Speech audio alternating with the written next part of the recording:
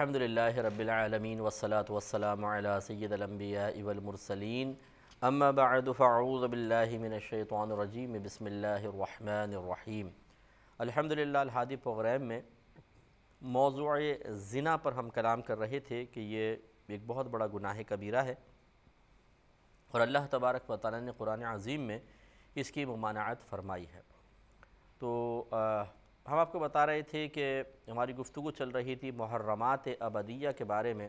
کہ اجنبی عورت سے زنا تو حرام ہے ہی ہے، اس سے نکاح لیکن جائز ہے، لیکن محارم ایسی ہوتی ہیں کہ ان سے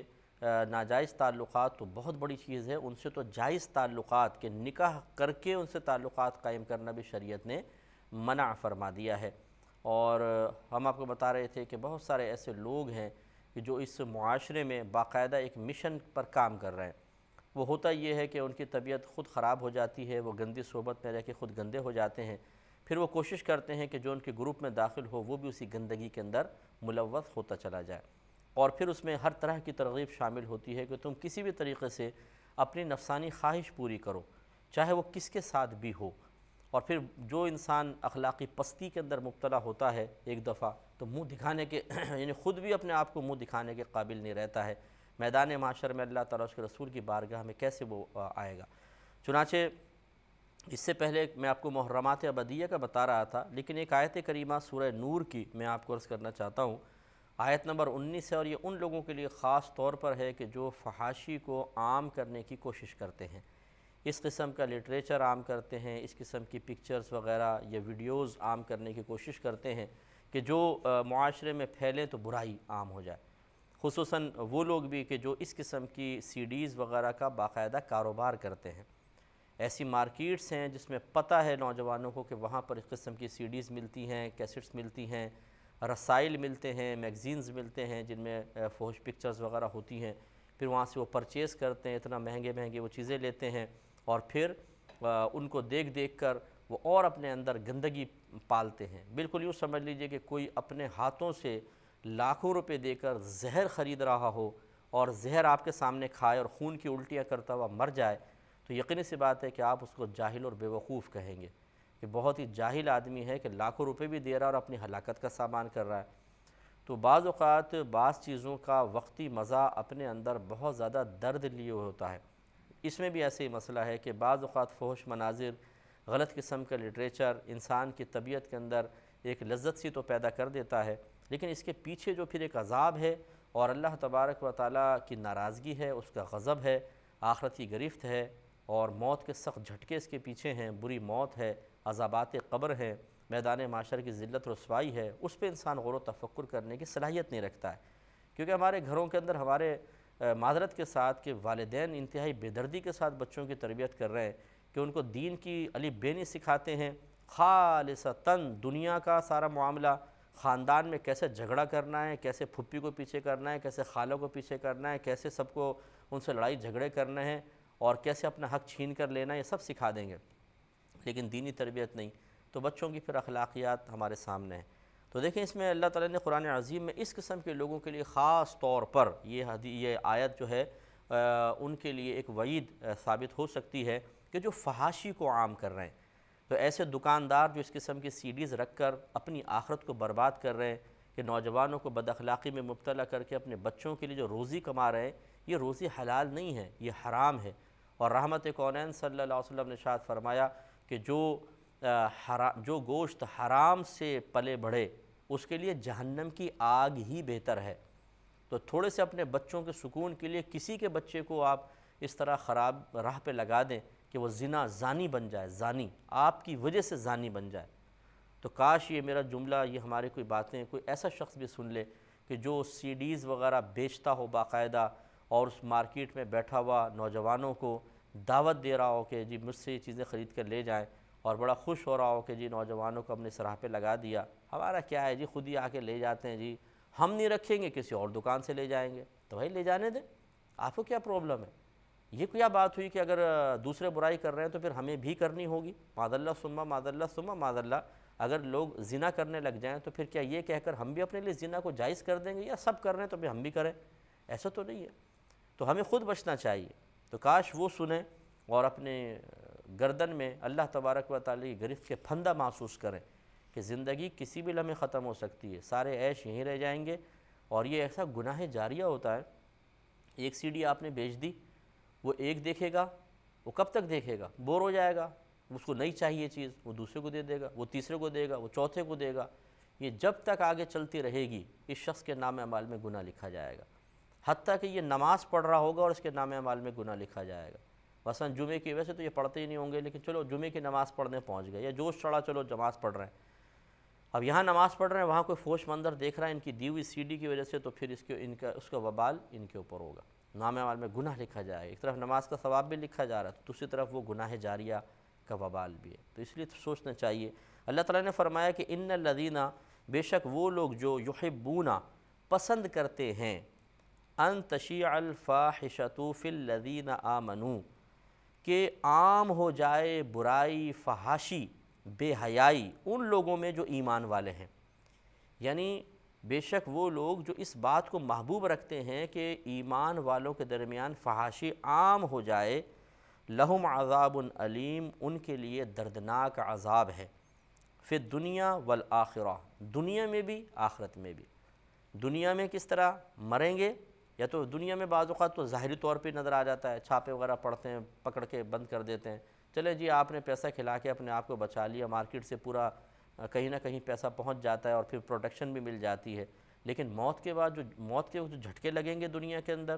بری موت، اور پھر اس کے بعد قبر، یہ دنیا کا ہی معاملہ ہے، اور پھر آخرت، تو دنیا اور آخرت میں عذاب علیم ہے۔ واللہ یعلم، اور اللہ تبارک و تعالی جانتا ہے، وانتم لا تعلمون، اور تم نہیں جانتے،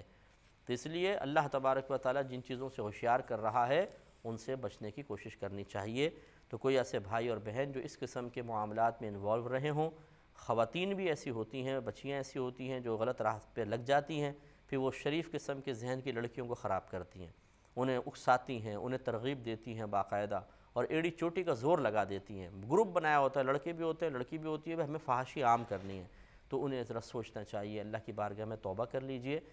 کچھ بھی نہیں جائے گا۔ کچھ لوگ آپ کو، شاید آپ کے قریبی ساتھی تھوڑے عرصے تک آپ کو پتہ نہیں کیا کیا القابات سے نوازیں گے کہ بیوقوف ہو گئے ہو، مولوی ہو گئے ہو، کس کے پیچھے پڑ گئے ہو، اور چھوڑو جی، انجوائے کرو لائف کے ساتھ، یار یہ کیا مولوی پن لگا رکھا ہے تم نے، چلو بس ابھی یہ کرنا ہے، لیکن آپ ڈٹ جائیں اللہ تعالیٰ کے لیے، اس کے رسول کے لیے، جس اللہ تبارک و تعالیٰ کا رزق کھا رہے ہیں اس رب کے لیے، جس نبی کا کلمہ پڑھا اور جس نے کلمہ پڑھ کے ہمیں مسلمان بنا کر جنت کا راستہ دکھایا، اس نبی کی خاطر آپ اس گناہ کو چھوڑیں۔ اور ایسے وہ بھائی جو رسائل کے ذریعے، میگزینز کے ذریعے، یا لٹریچر کے ذریعے، یا سی ڈیز کے ذریعے فحاشی کو عام کرنے کا ذریعہ سبب بن رہے ہیں، وہ اس کو فوراً ختم کریں، اللہ کی بارگاہ میں توبہ کریں، کیونکہ دنیا میں ہی سب کچھ کرنا ہے۔ اگر ایک دفعہ موت کا جھٹکا انسان کو لگ گیا تو پھر شاید ہمارے بعد میں آنے والے ہمارے لیے کچھ ایسا نہیں کر سکیں گے کہ ہماری قبر میں بخشش و مغفرت کا سامان ہو جائے، کیونکہ ہم نے اپنی اولاد کو، اپنے گھر والوں کو اس راہ پہ لگایا بھی نہیں ہوتا۔ دوسروں کو منتیں کریں گے، یار میرے لیے دعا کر دینا، یار میرے لیے قرآن خوانی کروا دینا، یہ وہ، اور خود اپنے رشتہ دار جن کو آپ کھلاتے رہیں، جن کو آپ پلاتے رہیں، جن کے لیے آپ یہ کماتے رہیں، وہ اپنی آوارہ گردیوں میں لگے ہوں گے، کیونکہ جب باپ اس قسم کا ہو، جوان اولاد ہو جاتی ہے، اسے پتہ ہے کہ باپ فوش سی ڈیز بیچ رہا ہے، تو کیا باپ کا احترام اس اولاد کے دل میں پیدا ہوگا؟ وہ تو ماں بہن کی گالیاں بکیں گے باپ کو، اور ہوتا ہے ایسا، آپ اپنے نگاہوں کے سامنے آپ دیکھ رہے ہوں گے معاشرے میں کہ اگر باپ آوارہ گرد قسم کا ہو تو جوان اولاد وہ بھی اسی راستے پہ لگ جاتی ہے، اور وہ گندی گالیاں دیتے ہیں اپنے ماں، اس قسم کے والدین کو۔ اگر ماں بھی ایسی ہے معاذ اللہ تو، یا باپ کو، ان کا کوئی ادب احترام نہیں ہوتا۔ ادب احترام کریں کس چیز کا؟ جو شخص ایک فحاشی کی مطلب ترویج کر رہا ہو، اس کی ترقی کے لیے کوشش کر رہا ہو، تو اولاد تو یہ دیکھ رہی ہے نا، تو پھر وہ اولاد اس سے نفرت کرتی ہے، اور اللہ تعالیٰ اس کا احترام، اس کا ادب، اس کا وقار اولاد کے سینے سے نکال لیتا ہے۔ قصوروار کون ہے؟ یہی تو قصوروار ہے۔ تو اس لیے ہمت کرنی چاہیے، اس سے پہلے کہ اس قسم کے برے حالات آئیں کہ انسان کے لیے چلنا دشوار ہو، کھانا ہضم نہ ہو رہا ہو، صحیح نظر آنا بند ہو جائے، اعضاء کمزور پڑ جائیں، اور پھر انسان کو چاہتے ہوئے بھی نہ کر سکے، اس سے پہلے توبہ کر لینی چاہیے۔ ہم دوبارہ اس طرف آتے ہیں، اللہ تبارک و تعالی نے کچھ عورتوں کو ہمیشہ کے لیے حرام فرما دیا، جن میں ایک ہم نے بیان کیا تھا کہ والد نے اگر کسی عورت کے ساتھ نکاح کر لیا ہے چاہے بھی عورت کی رخصتی ہوئی یا نہیں ہوئی، ایجاب و قبول کے بعد ہی وہ عورت لڑکے پر ہمیشہ کے لیے حرام ہو جاتی ہے۔ اس طرح اللہ تعالیٰ نے فرمایا کہ حرام کر دیں گے تم پر تمہاری مائیں، تو سگی ماں ہوں یا ستیلی ماں حرام ہیں۔ وَبَنَاتُكُمْ اور تمہاری بیٹیاں، یہ بھی منع ہے۔ بیٹی کے اندر سب آ جاتے ہیں جو آگے نسل ہے، بیٹی، پھر پوتی، نواسی، سب کے سب اس کے اندر شامل ہیں۔ وَأَخَوَاتُكُمْ اور بہنیں، بہنیں میں سگی بہنیں بھی ہیں، ستیلی بہنیں بھی ہیں، یہ سب کے سب اس میں آتی ہیں۔ لیکن یہاں ایک مسئلہ میں عرض کر دیتا ہوں کہ مثال کے طور پہ ایک شخص ہے، ایک جوڑا ہے، زید ہے اور اس کی بیوی ہے، ان کی ایک بیٹی پیدا ہوئی، پھر اس شخص کی بیوی مر گئی۔ یہاں پہ ایک جوڑا ہے، ان کے لڑکا پیدا ہوا اور یہاں شوہر مر گیا۔ اب اس مرد نے اس عورت کے ساتھ نکاح کیا، تو اس کی ہے لڑکی، اس کا ہے لڑکا، تو اس کی لڑکی دوسری بیوی سے، اس کا لڑکا دوسرے شوہر سے ہے۔ اب ان دونوں نے آپس میں نکاح کیا، تو یاد رکھیں یہ لڑکی اور یہ لڑکا یہ آپس میں نامحرم ہیں۔ یہ بظاہر تو ستیلے بھائی بہن کہلائیں گے کہ جی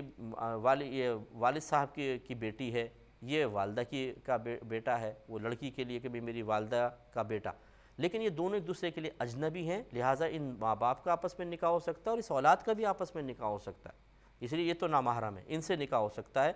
لیکن جیسے مثال کے طور پر اگر ان دونوں کا ایک باپ ہوتا، باپ ایک ہوتا، ماں علیحدہ ہوتی، یا ماں ایک ہوتی، باپ علیحدہ ہوتا، تو پھر اس میں حکم دوسرا ہوتا ہے۔ وہ ستیلے بھائی بہن جیسے ہوتے ہیں، تو بہنیں چاہے سگی ہوں ستیلی ہوں منع ہے۔ وَعَمَّاتُكُمْ اور تمہاری پھپھیاں، یعنی والد صاحب کی جو بہن ہے وہ پھپھی کہلاتی ہے۔ وَخَالَاتُكُمْ اور تمہاری خالائیں، یعنی ماں کی بہن کو خالہ کہتے ہیں، یہ بھی حرام ہے، سگی خالہ۔ تو بس اللہ تعالیٰ رحم فرمائے کہ بہت برے حالات ہیں، تو بڑے عجیب و غریب صورتحال ہے۔ بہرحال تو اب مسئلہ دیکھیں یہ ہے کہ پھپھی اور خالہ کا تذکرہ ہے، ممانی اور چچی کا نہیں ہے۔ تو یاد رکھیں کہ اگر چچی خالہ نہ ہو، کیونکہ بعض اوقات ہوتا ہے دو بہنیں دو بھائیوں کے نکاح میں آ گئیں،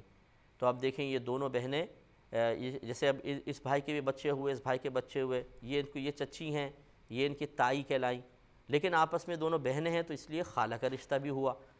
تو اگر چچی خالہ ہو تو پھر تو اس سے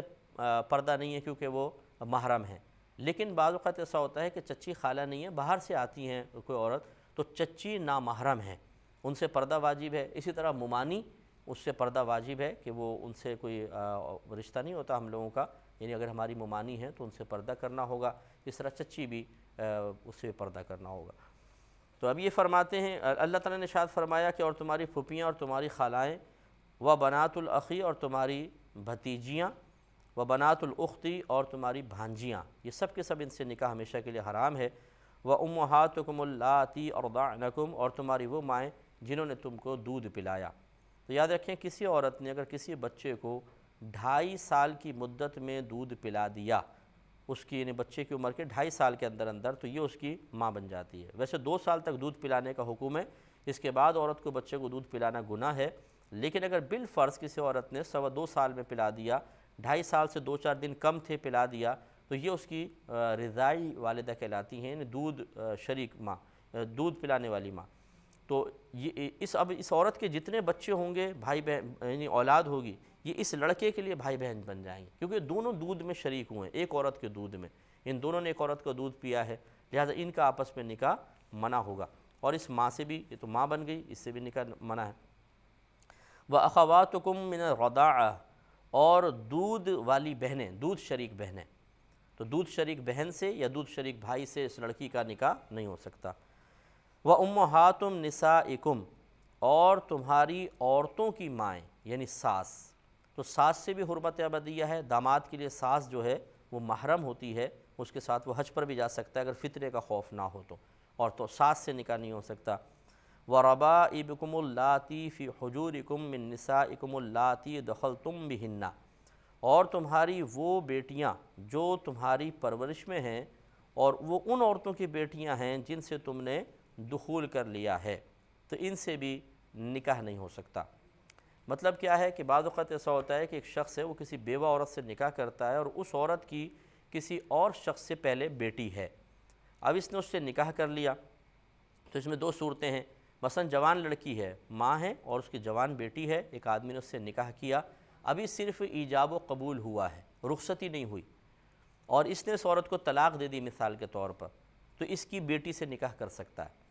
لیکن اگر رخصتی ہو گئی ہے، تنہائی ان کو حاصل ہو گئی ہے، جس کو خلوت صحیحہ کہتے ہیں، یا تعلق قائم ہو گیا ہے، تو بس اس تعلق قائم ہونے کے بعد پھر یہ لڑکی اس شخص کے لیے ہمیشہ کے لیے حرام ہو جائے گی، پھر اس سے نکاح نہیں ہو سکتا۔ اور اللہ تعالیٰ نے پھر آگے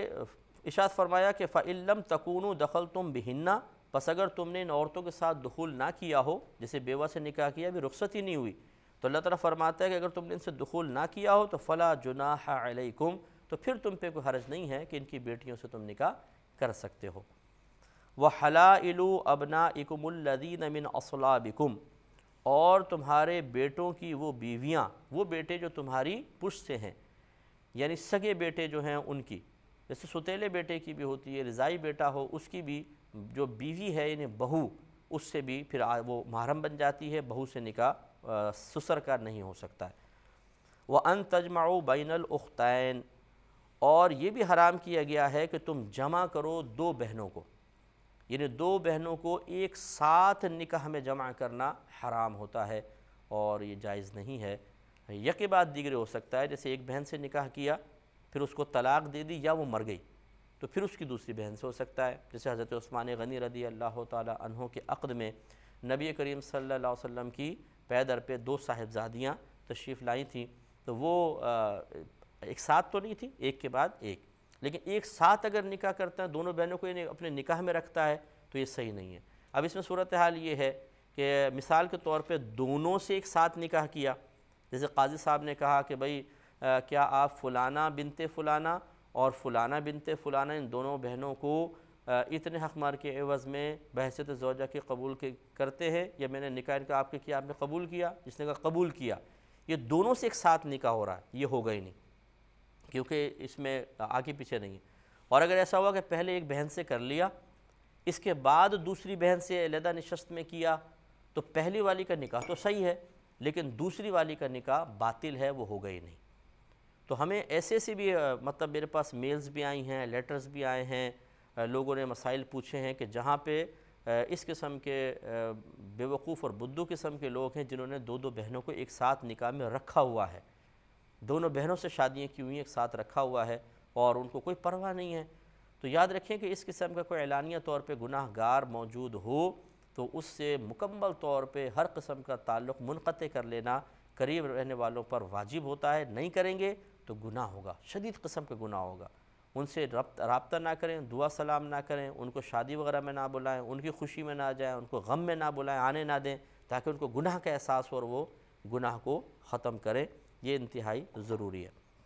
اللہ تعالیٰ فرماتا ہے الا ما قد سلف، مگر وہ جو پہلے گزر گیا، زمانہ جاہلیت میں جو تم کر چکے ہو وہ تو معاف ہے، ورنہ نہیں۔ ان اللہ کان غفور الرحیم، بے شک اللہ تعالیٰ بخشنے والا مہربان ہے۔ اللہ تعالیٰ سے دعا ہے کہ رب کریم جو کچھ سنا اس کو ذہن میں محفوظ رکھتے ہوئے اس کی روشنی میں اپنے لیے آئندہ کا لاہ عمل تیار کرنے کی توفیق عطا فرمائے، آمین۔ وآخر دعوانا ان الحمدللہ رب العالمین۔